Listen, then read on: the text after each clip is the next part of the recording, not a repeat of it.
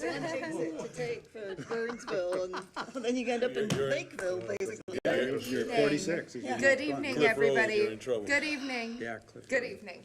We are ready to start.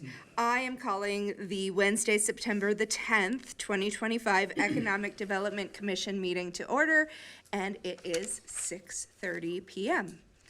Tonight's meeting is conducted both in person and online.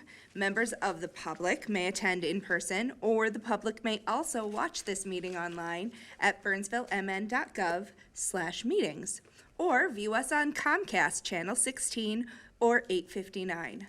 The public can also join us by Zoom by going to zoom.us/join. More information is available on our meetings webpage and in the agenda. Now we move on to the agenda. The first item on the agenda is to adopt the agenda. Do any of the commissioners have a change to the agenda? No. Staff, do you have any changes? No changes from staff. Okay, hearing no changes, is there a motion to approve the agenda? I move to approve the agenda. Is there a second? A second.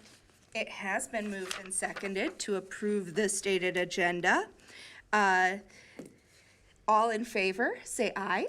Aye. Any opposed, say no. It passes. The agenda has been approved.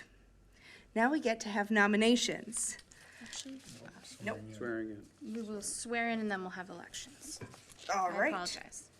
That's fine. Then we did need a little change from what I knew. It's just not on my paper. Okay. A different one. Okay. Yes. I'll put that right there then. So this evening we have two new commissioners that we need to swear in.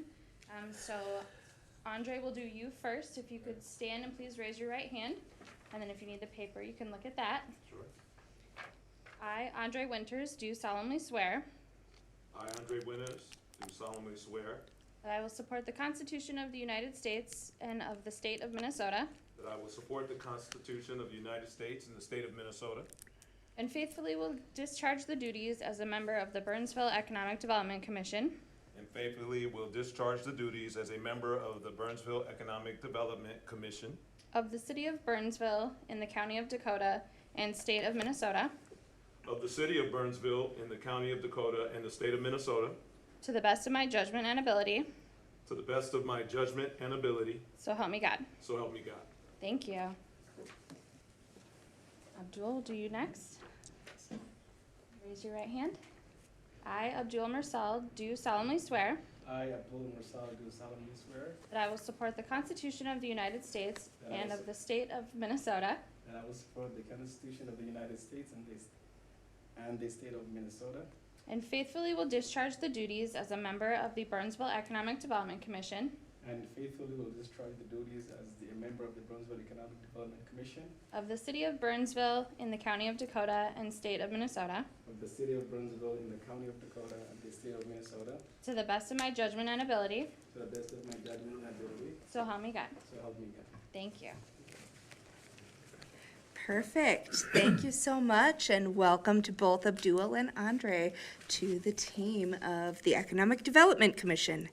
Next, since we are a fresh new body, we get to have new nominations for the chair and the co-chair. Nominations are open for the chair of the Economic Development Commission. Any members may nominate anyone, including themselves, and there is no second required for these nominations. Multiple nominations are allowed. Are there any nominations? Yes, there is. I nominate Laura Schmidt to be chair of the Burnsville Economic Development Commission. Thank you very much. I do accept that nomination. I will just say, I've changed my name and you didn't know it, but my name is Laura Meyer now. But still Pardon me. That's fine. Couldn't have known. All do right. now. Is there anybody else interested in nominating? Any additional nominations?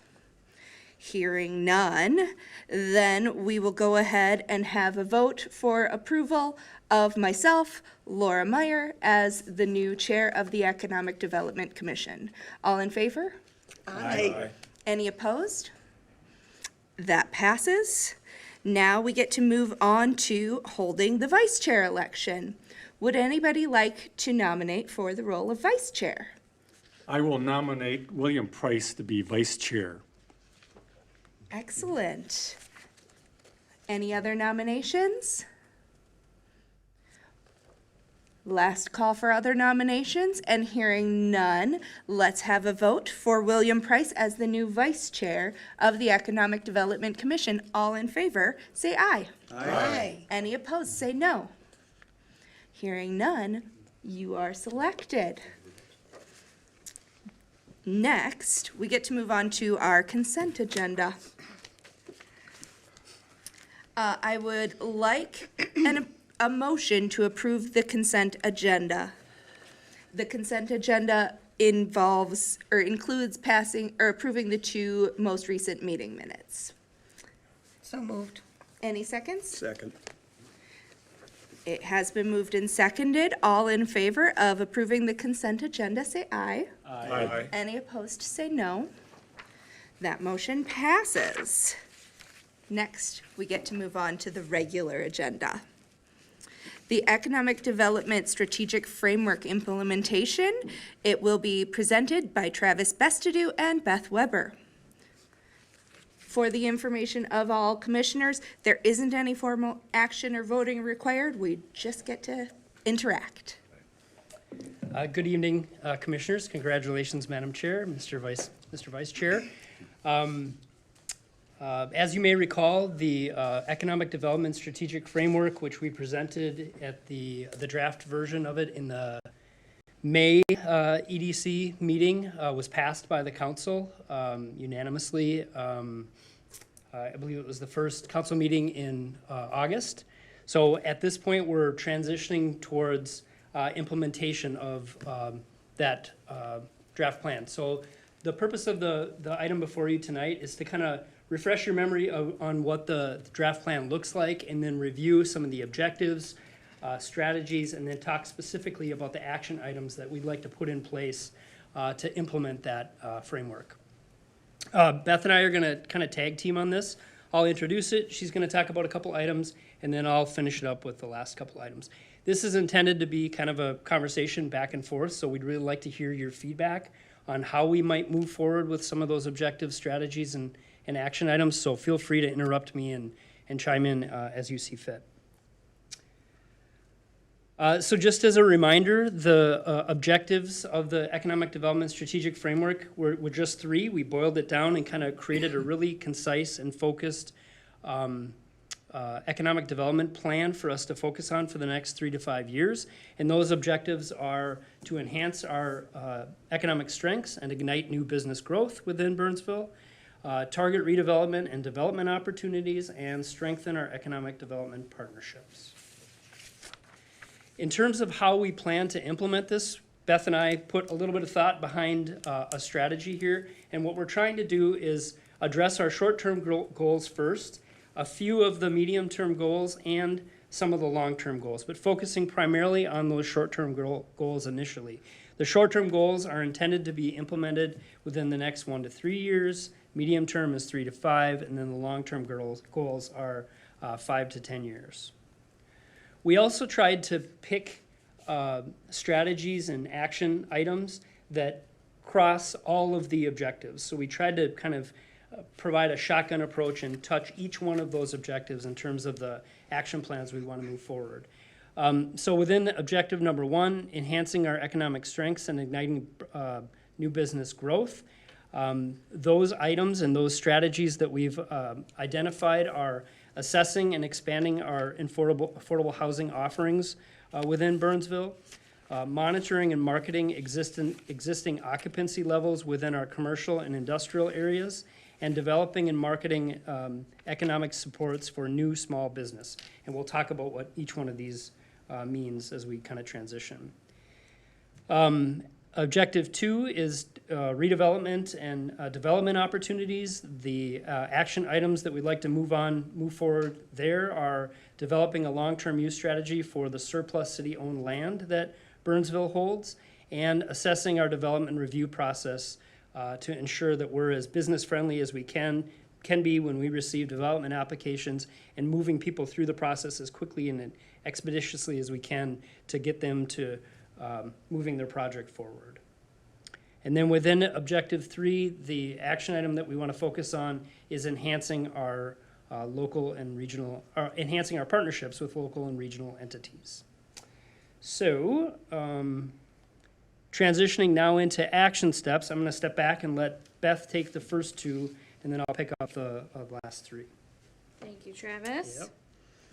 So when we think about monitoring and marketing our existing commercial and industrial spaces, we learned a lot of information about what we currently have in the housing and commercial property inventory that we looked at earlier this year. It's also available on our website for those that haven't checked it out. It's a very robust document, and it really tells the story of what Burnsville has and why we have such great assets here.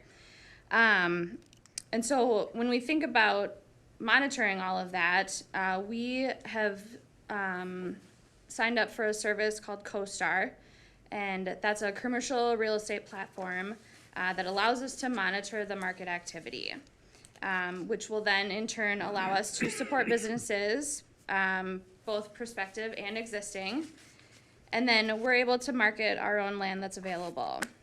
So we'll touch on that later. When we think about monitoring, that includes information on CoStar about current leases that exist in Burnsville. It is not a complete list of leases and when they expire and who all of the tenants are, but there is a significant amount of data in there. And Travis and I have already utilized this information by connecting with a retailer that had an upcoming lease expiring, and we were able to meet with them, ensure that they wanted to stay in Burnsville, that they were going to extend their lease again. And so this is a really great contact mechanism for us to do proactive outreach to make sure that our businesses are happy here, that they want to stay here. If they're not happy with their lease, do we want to try to help them find somewhere else to go? Do they need more space? And so we're just starting to dive in on how we can utilize this incredible tool. So through that, we want to implement a kind of a comprehensive occupancy monitoring program that'll help us understand the trends, like I mentioned, and then help our businesses make informed decisions on whether they want to stay or go, where they could go, and what space might be available if they were looking to relocate, expand, or downsize. Are there any questions about that? I have a question. Okay, absolutely. So CoStar. Yes. Is that the correct name? Yep. Is it like a dashboard, so it provides like I said, occupancy data, lease expirations? Yep. What else does it provide? It has kind of general property information. It has information about tenants, lease expirations, kind of the square footage if it's a building, the acreage if it's just land. If it's currently being marketed, it gives that lease information. If it's for sale, it provides that information.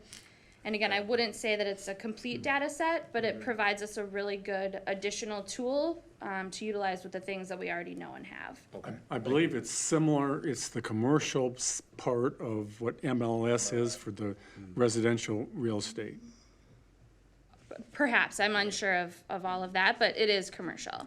Right, but I Yep. mean, MLS is predominantly residential, CoStar is commercial. Certainly, certainly. Thank you. Absolutely.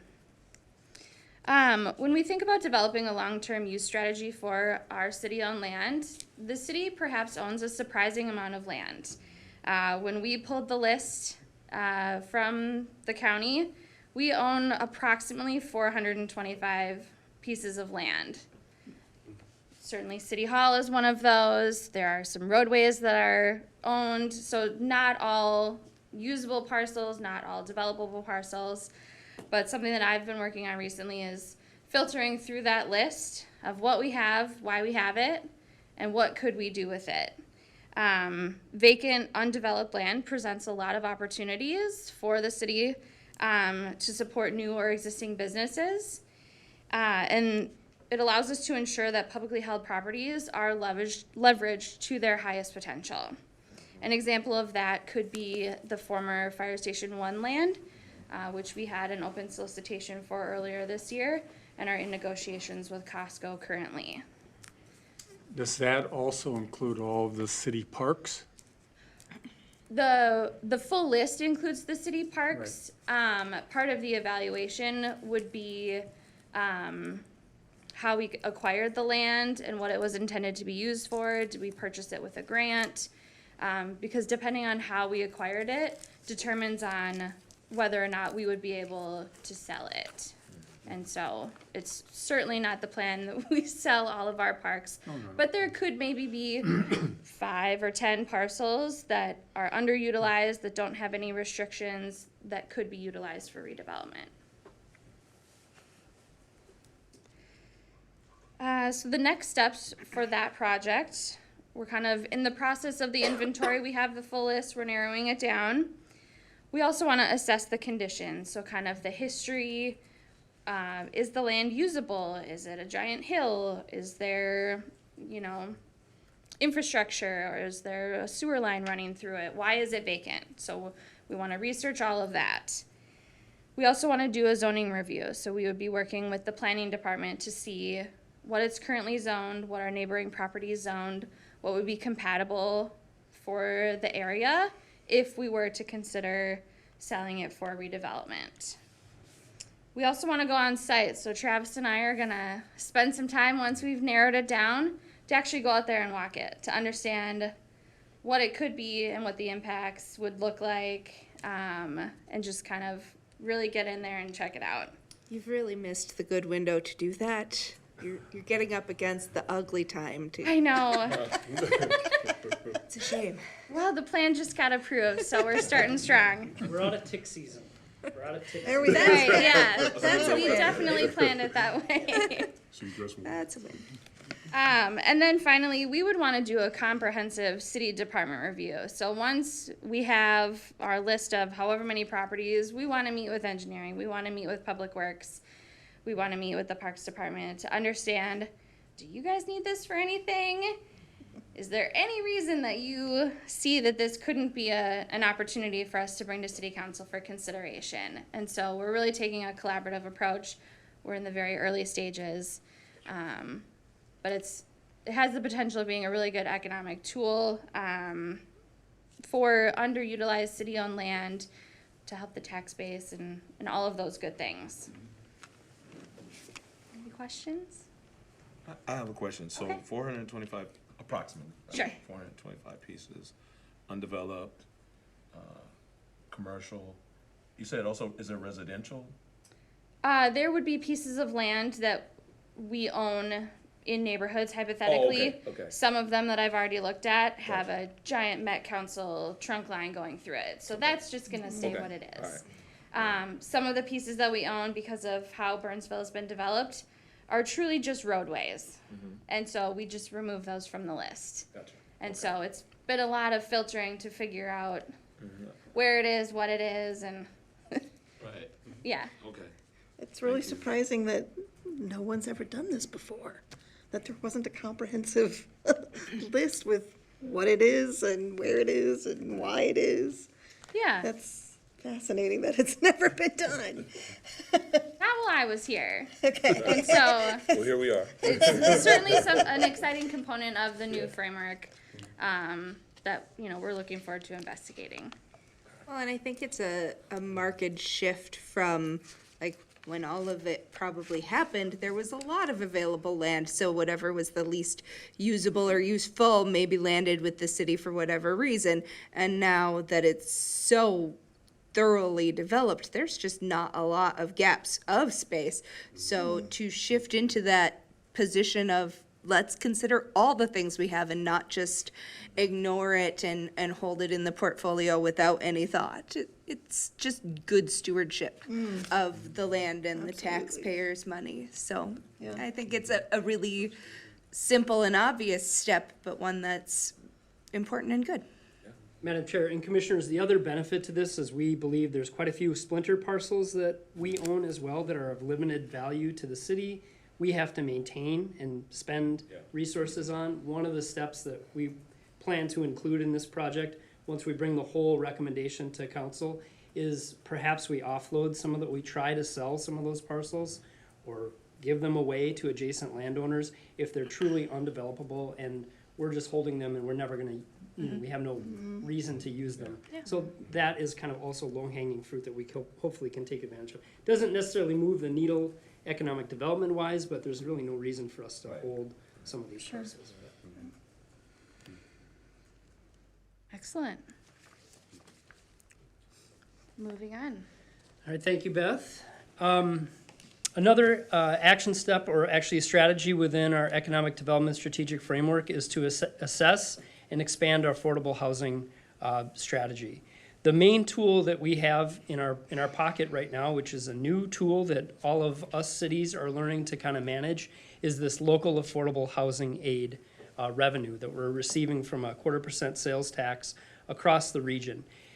In the June meeting that we had with the EDC, we presented a draft framework, which we've shared with council. Council gave us direction on how we might want to spend those dollars, and I'm just going to give you a quick update on what that strategy looks like. So if you recall, council gave us direction to work with our current loan provider to use $400,000 in 2025 and in 2026 to support home rehabilitation loans for really low-income individuals.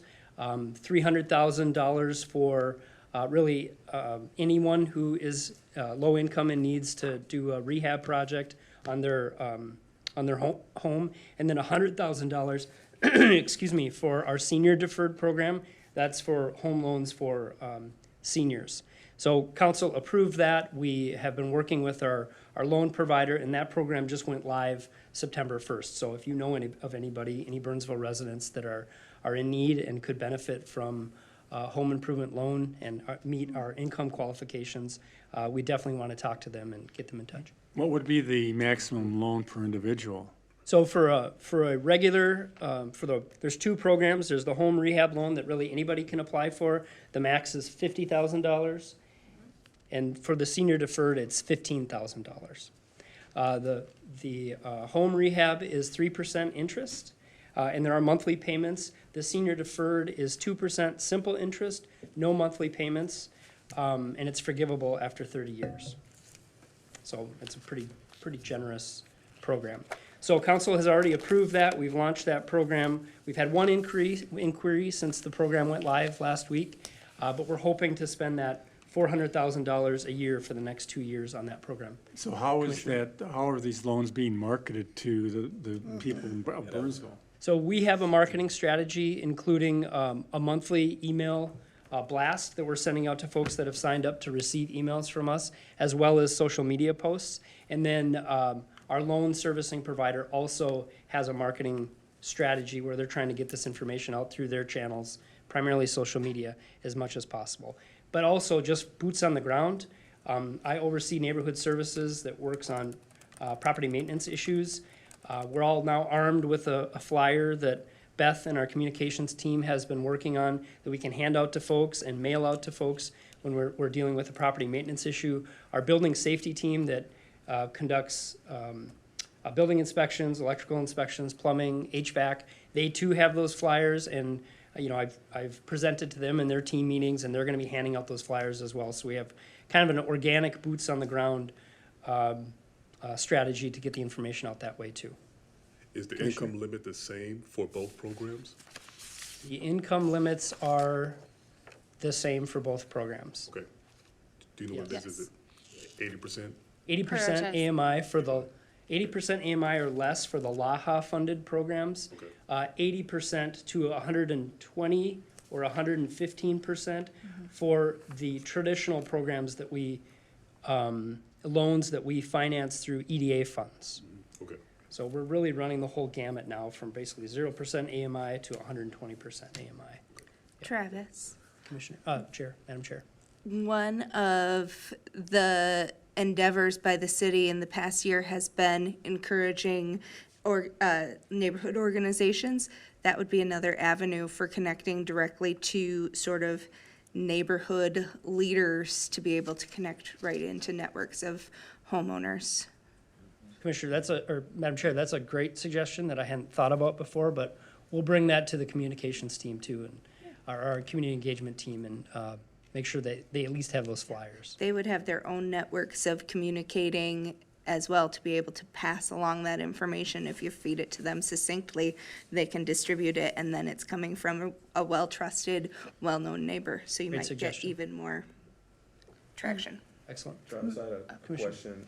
Who is the loan provider? Center for Environment and Energy, they actually, in Energy and Environment, Center for Energy and Environment. Thank you, Okay. Beth. I'm kidding. Yeah. CEE is what we call them. They're kind of the universal loan provider for these types of programs that many municipalities across the metropolitan area use. They're a nonprofit. Their rates are extremely affordable. So their loan origination fees, I think, are $800 to $900 per loan, per $50,000 loan. So they're pretty low cost. Madam Chair and Commissioners, two other methods of outreach that we're currently doing. Our sustainability coordinator is very active in the community, and she is aware of all of our program details and has our flyer. And then for folks who aren't on social media or subscribe to our emails, we are having a full-page printed ad in the fall bulletin, which is available to residents as another method of outreach. Commissioner? The structuring, 3% monthly interest versus 2% deferred interest, is that dictated by statute, or is that basically from the lender in terms of their terms? Those are conditions that I believe were initially developed by the city council. Okay. And the rationale behind it, I think, for the rehab loans was to try to create a kind of a revolving loan fund with those dollars. Sure. Not so much for the senior deferred, but for, any homeowner that wants to use those loans and is gonna be in their house for a period of time. The idea was to create kind of a revolving loan fund and use the interest basically to do more, perform more loans in the future. Unfortunately, it's financed at a very low level with our EDA funds, only $75,000 per year, so we haven't generated much interest through it. But with this huge infusion of LAHA, we anticipate it'll be quite a bit more going forward. So we'll probably have a real revolving loan fund as a result of that program. Commissioner?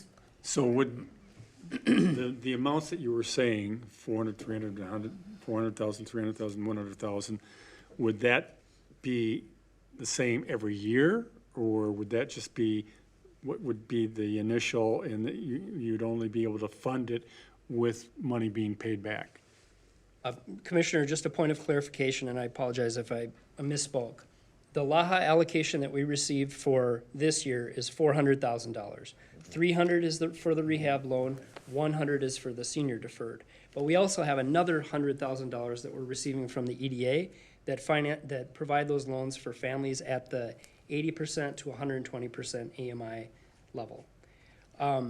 That's an existing program, though. That was an existing program. The intent behind creating that programming was to fund this program through 2026. So after 2026, there will be an opportunity to kind of revisit it. In general, what we anticipate, Commissioner, on an ongoing basis, we'll be going back to council and reporting out on our LAHA spending. The reality is we're obligated to spend these dollars, so if we're not effective in getting those dollars out into the community through one program, we'll probably, I anticipate the council will ask us to pivot and put other dollars through other mechanisms where we're spending the dollars more effectively. So it's gonna be kind of an iterative I think it will be an iterative process over time until we find the sweet spot and say, okay, we can push this amount of money out into the community through these tools at these levels.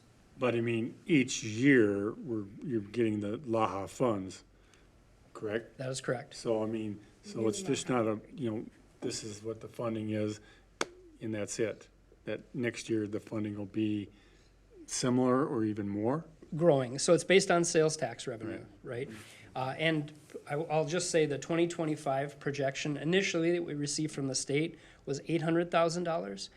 In reality, it's 1.1 million. So it's actually coming in quite a bit higher than what was initially projected. So we received 400 in 2024, and this is a good problem to have, right? But it keeps us employed. But we received $400,000 in 2024. We've programmed that, and now we're pushing that out through these loans.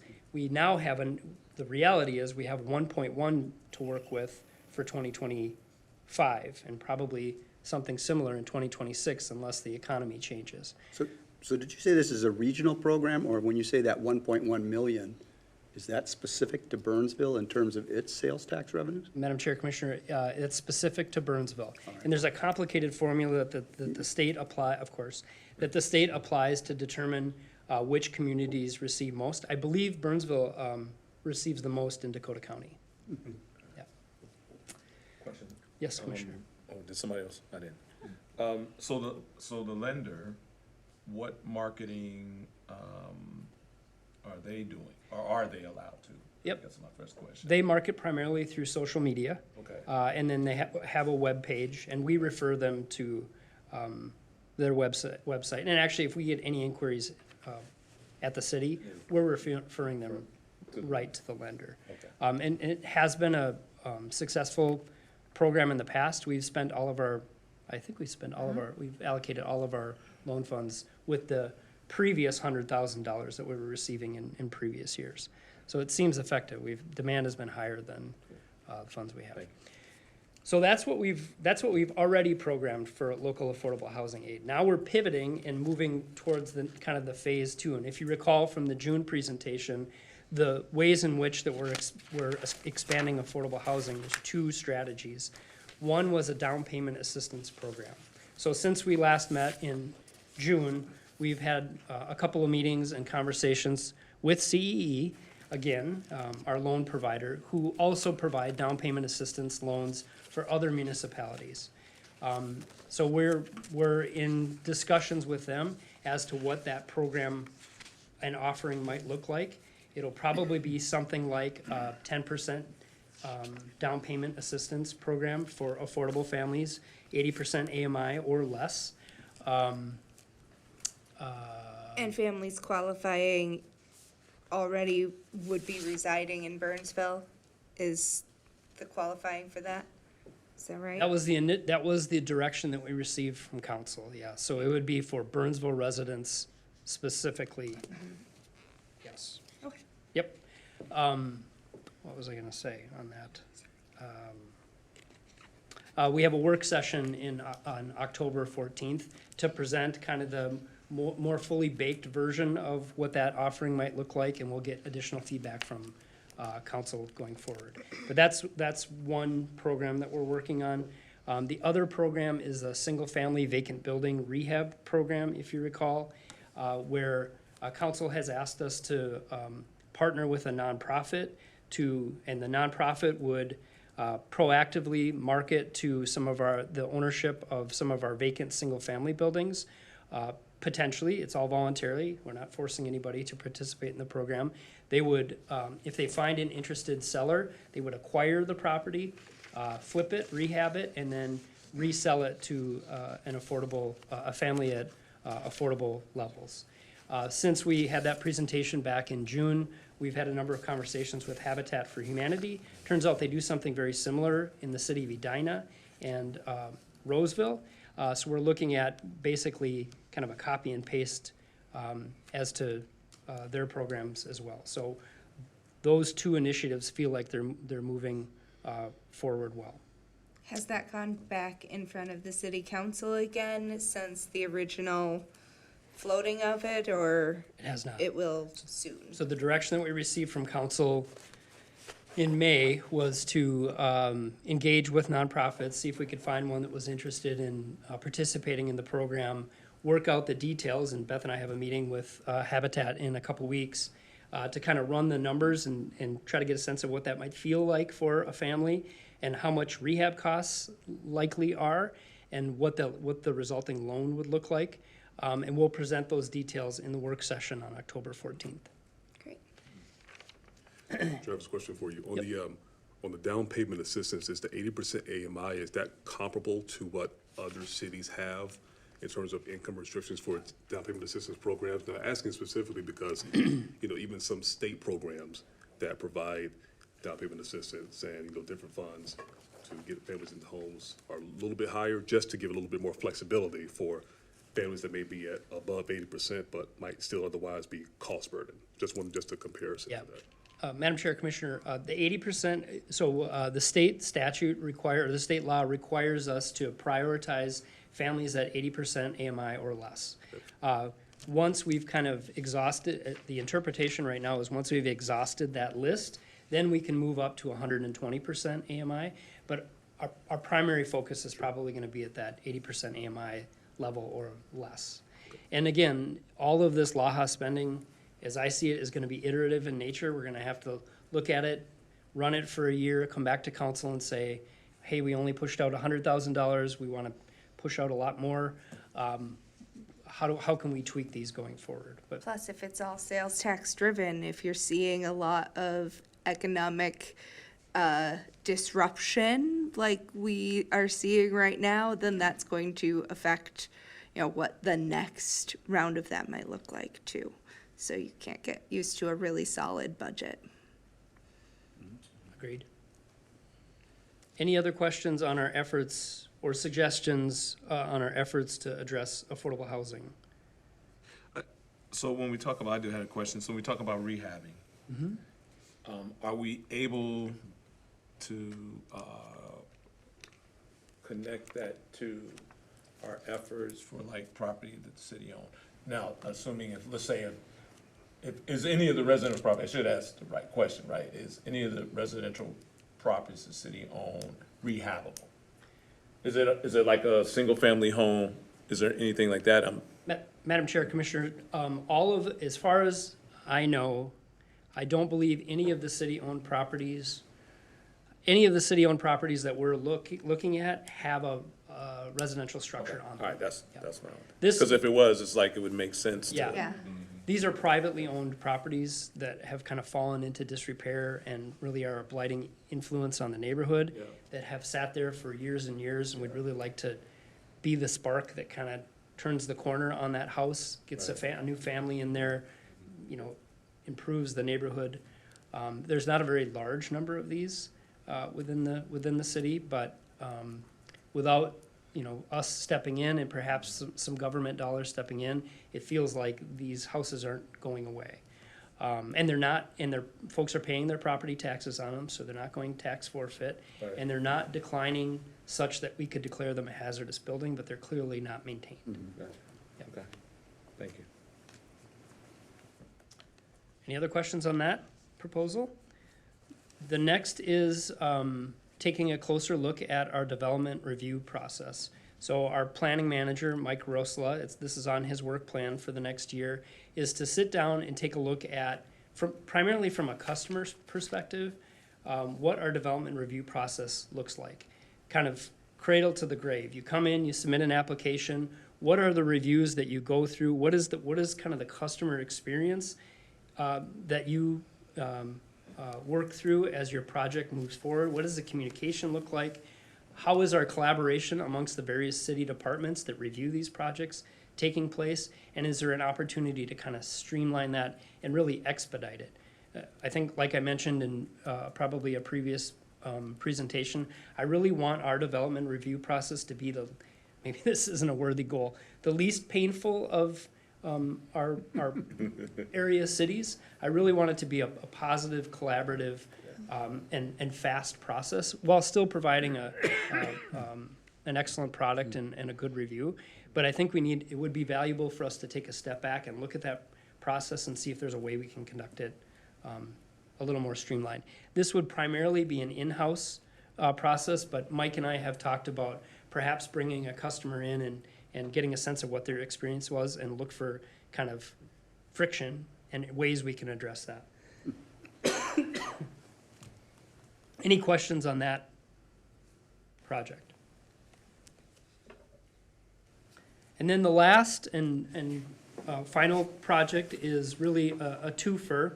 Within the action steps, we identify enhancing partnerships with local and regional entities and developing new economic supports for new small business.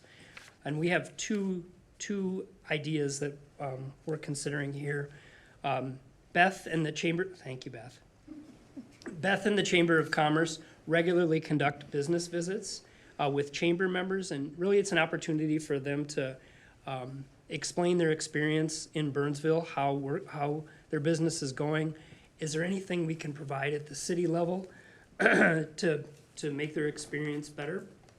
Which has been, I think, a benefit to the business and also for us in terms of how we can operate a little bit more smoothly. What we don't do is do something similar for our tourism-based industries. So Experience Burnsville has kind of reached out to us and said, how might we partner together so we can work a little bit closer together and support some of the tourism-based industries? So what we're considering doing is creating kind of a business visit program with Experience Burnsville, targeting those tourism-based industries as well. So that's one initiative. The second is the Burnsville Chamber of Commerce does a great job working with chamber members, but it focuses on businesses of all sizes. We know that we're probably not going to have huge economic, we're not going to have a huge new budget to support economic development within the city of Burnsville. But what we can probably offer is programming that will have an impact on a small business. So one of the ideas that Beth and I are considering is pulling together some sort of business roundtable with small businesses, probably 20 FTEs or smaller, or maybe it's 10 FTEs or smaller, and having a conversation with them about what their experience is in Burnsville, what are some of the barriers that they're experiencing, what are some of the regulatory changes that we see coming down the pike, to get their feedback, but also to lean into their experience and get a sense of what economic development supports we might be able to put in place in future years, targeting a budget request for 2027. So what we've kind of talked about is a small business roundtable in December to kind of introduce ourselves, introduce the idea, and then another meeting in May or so, where small business would be able to kind of direct us towards what like a loan program might look like for small business. So that's why that one's kind of a twofer, that we get two economic development strategic framework ideas satisfied with that effort.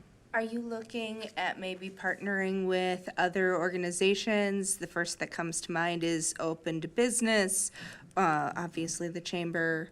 Are you thinking about sort of expanding that and partnering it, or is it still fresh that you're not even there yet? Madam Chair, probably a little bit of both. We had envisioned leaning into the Chamber, Experience Burnsville, and other organizations to identify what some of those small businesses are, and we would use them kind of as a communication tool.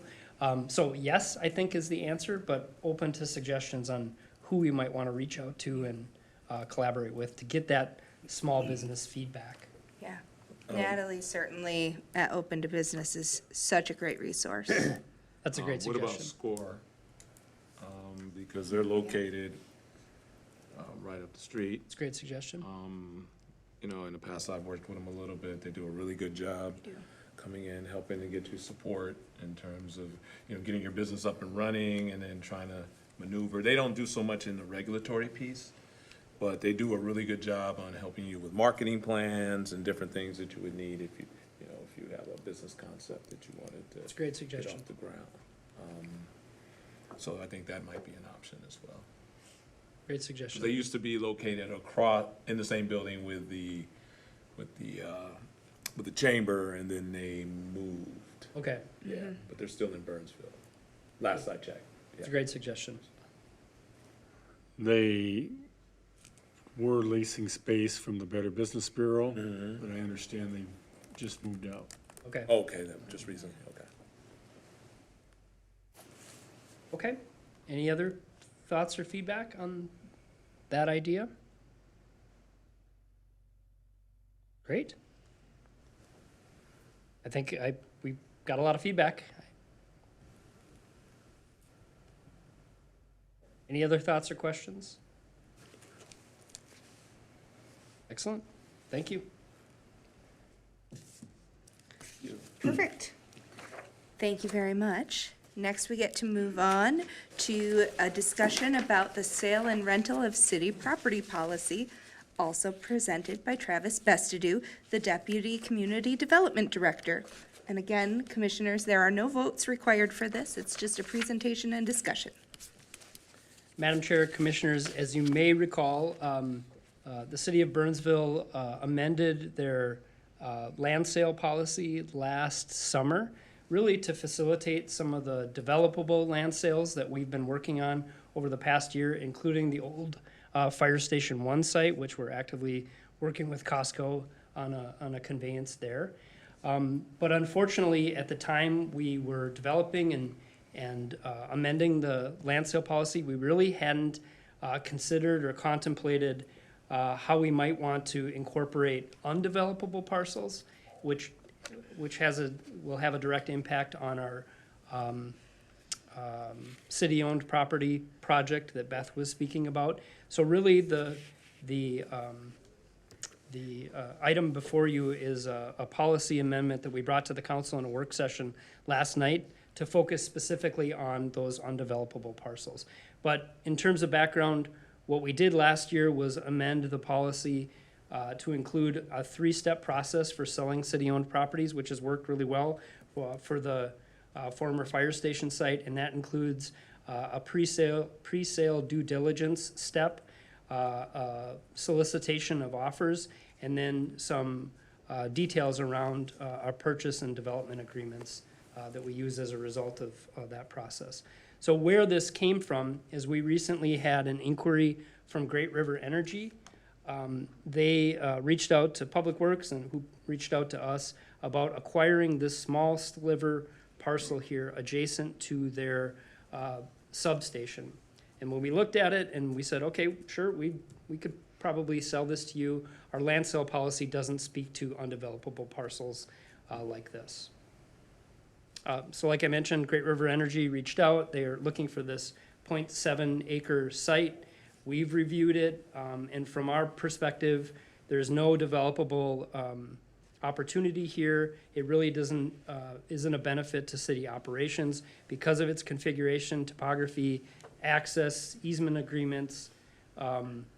There's no reason for us to hold this property.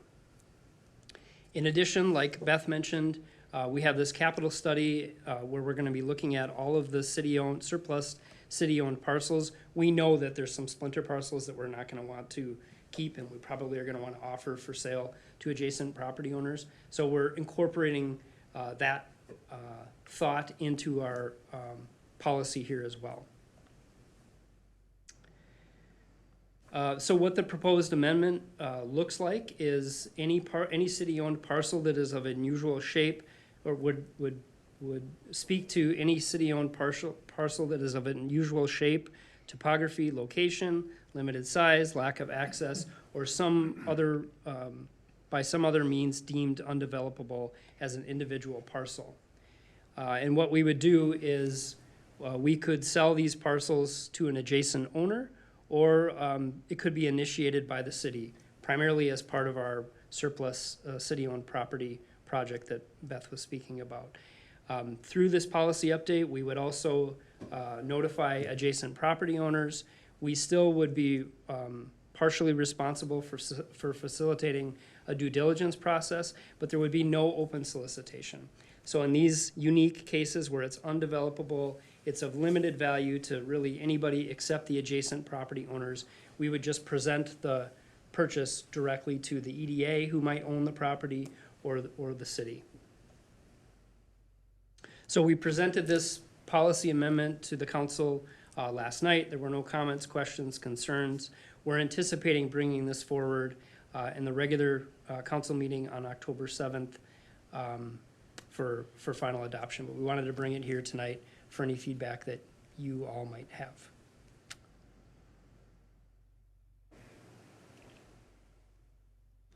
I think that what you put together is great, because if it's adjacent to a landowner already and it's undevelopable and you don't think that you could sell it for commercial use or residential use, then why wouldn't you go to the adjacent landowner to see if they would like to buy it? It'd And be a then good way. reduce the maintenance Right. burden on the Exactly, city. because the city's maintaining it, so, Yeah. excellent. Appreciate it. What would that process look like if you go to the adjacent owner and the adjacent owner is not interested? Then what will be the next steps? Would it be to maybe do a solicitation? I'm just, you know, to say, okay, the city doesn't really have any value or it's an expense, right? The adjacent owner says, well, I'm not interested, for various reasons, right? And then would it look like, would it be a solicitation or are you just stuck with it? Madam Chair, Commissioner, I think, so I hate to speculate on behalf of the Right. council, but I don't know that we would want to offer up these little splinter parcels to somebody that lives in Otter Tail County, who may have trouble maintaining it. What I kind of anticipate would happen is, you know, perhaps we go to the adjacent property owners, we offer it for sale, and if they decline, perhaps the next step would be to offer it at a greatly reduced rate, below its appraised value. Incentive. Because nobody has, Yeah. the only individual that really is gonna have a benefit, see a benefit from it is the adjacent property. Would that increase the people that would take that property, would that increase their property taxes? Madam Chair, Commissioner, I don't know that for sure, but presumably, yes. So that would be part of their expand in there. calculus that they personally would have to consider. But it would also increase their value that they can leverage for lending to build their goals in other ways. You know, they would be acquiring an asset. Right. If that made sense to them, that's their business. Right. Travis, when you go to the adjacent owner, you're gonna be offering it at full market value, or are you going to start with the reduced value?